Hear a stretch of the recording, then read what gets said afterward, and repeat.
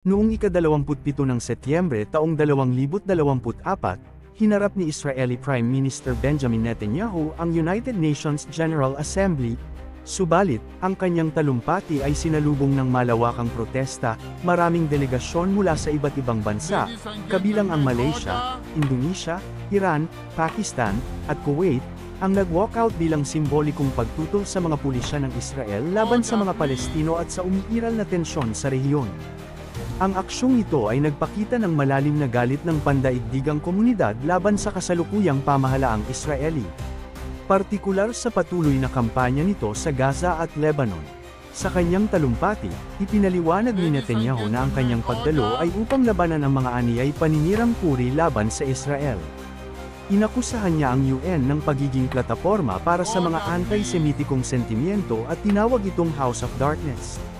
Ayon sa kanya, itutuloy ng Israel ang mga military operations nito hanggang makamit ang tagumpay laban sa mga kalabang grupo gaya ng Hezbollah at Hamas, habang sinisisi rin ng Palestinian Authority sa hindi pagtuligsa sa karahasan ng mga militanteng grupo. Bagaman may ilang sumuporta kay Netanyahu sa loob ng UN Hall, kapansin-pansin na kakaunti lamang ang mga nanatili para makinig. Ayon sa mga ulat, ang karamihan sa mga sumuporta sa kanya ay mga tagapakinig na inimbita ng delegasyon ng Israel. Sa kabilang banda, marami ang nagprotesta sa kanyang talumpati, itinuturing ng gobyerno ng Israel na isang global pariah dahil sa patuloy na pambobomba sa Gaza at Lebanon. Ang kilos na ito ay senyales ng lumalaking pagkakahiwalay ng Israel sa pandaigdigang arena. Tinalakay din ni Netanyahu ang kontrobersyal na plano ng Greater Israel, isang ideolohiyang layunin na kontrolin ang mas malaking bahagi ng teritoryo ng rehiyon. Sa kabila ng opisyal na hindi pagbanggit nito, maraming bansa ang nag-aalala na ang ganitong agenda ay naglalayong magpatuloy ang kolonisasyon ng mga teritoryong Palestino. Isang bagay na pinapuna ng mga bansa sa ilalim ng Non-Aligned Movement at Organization of Islamic Cooperation. Bukod sa pandaigdigang pagtuligsa, nagpahayag din ng mga lider mula sa iba't ibang bansa ng suporta sa karapatan ng mga Palestino at tinuligsa ang mga aksyon ng Israel. Can you ask Israelis what's their narrative other than I'm going to continue to go to war, I'm going to kill this and kill that and destroy this and this that. The amount of damage that Israeli government has done, 30 years of efforts to convince people that peace is possible, this Israeli government killed it. The amount of dehumanization, hatred, bitterness will take generations to navigate through. So ultimately the question is, we want peace, and we've laid out a plan for peace. Ask any Israeli official, what is their plan for peace? You'll get nothing, because they're only thinking of the first step, we're gonna go destroy Gaza, inflame the West Bank, destroy Lebanon, and after that, they have no plan.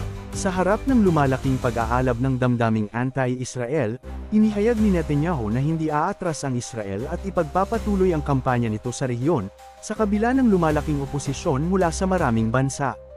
Ang insidenteng ito sa UN ay malinaw na nagpakita ng pagkakahati ng mga bansa sa usapin ng Israel-Palestine at lalo pang nagpatingkad sa kahalagahan ng diplomatikong pagkilos upang maiwasan ang paglala ng tensyon sa rehiyon.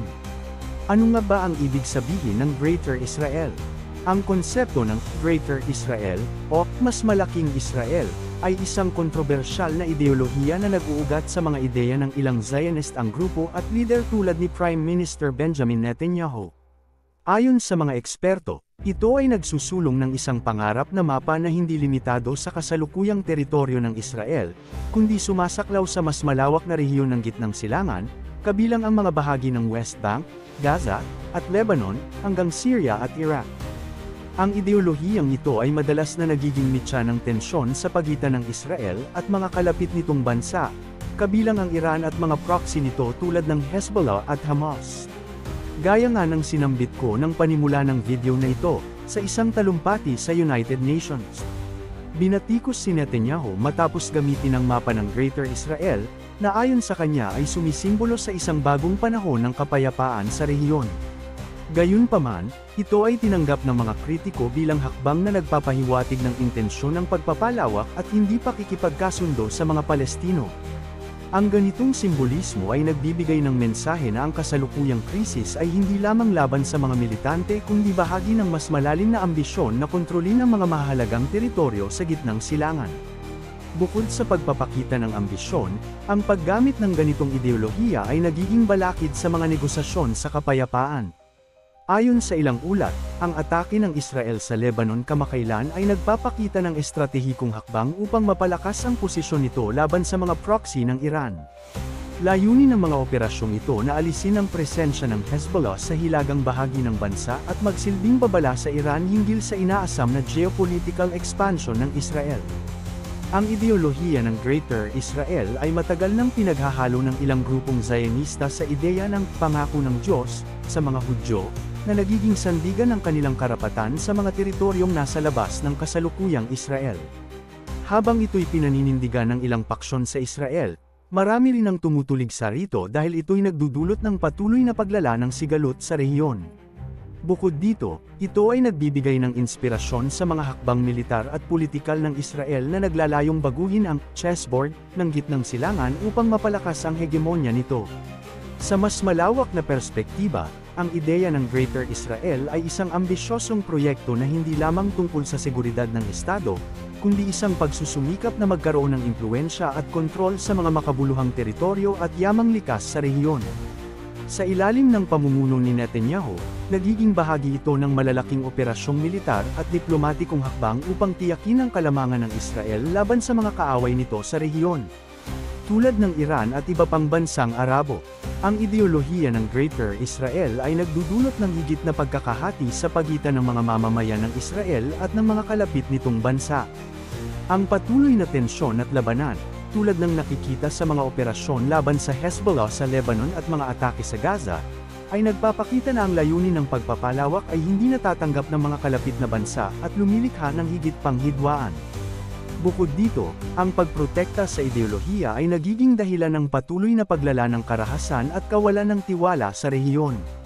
Sa huli, ang konsepto ng Greater Israel ay sumasalamin sa pangarap at ambisyon ng ilang Zionistang paksyon, ngunit ito rin ay nagiging sanhi ng pag-igting ng sigalot sa gitnang silangan, na nagdudulot ng patuloy na pangamba at kawalan ng katiyakan sa rehiyon. Ang mga patakarang ito ay patuloy na pinapansin at binabatikos ng mga international community, na nagdudulot ng pagtatanong kung ito ba ay isang pangarap na magdudulot ng kapayapaan o isang ambisyong maghahatid ng higit pang digmaan.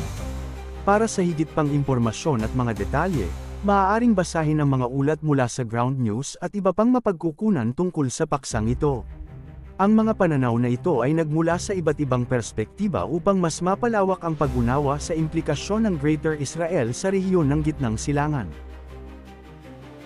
Ang maikling video na ito'y naway makatulong mapaupa ang hirap na nararanasan ng mga epektadong pamilya sa rehiyon. Tayo po ay magtulungan ipalaganap ang kabutihan sa kapwa.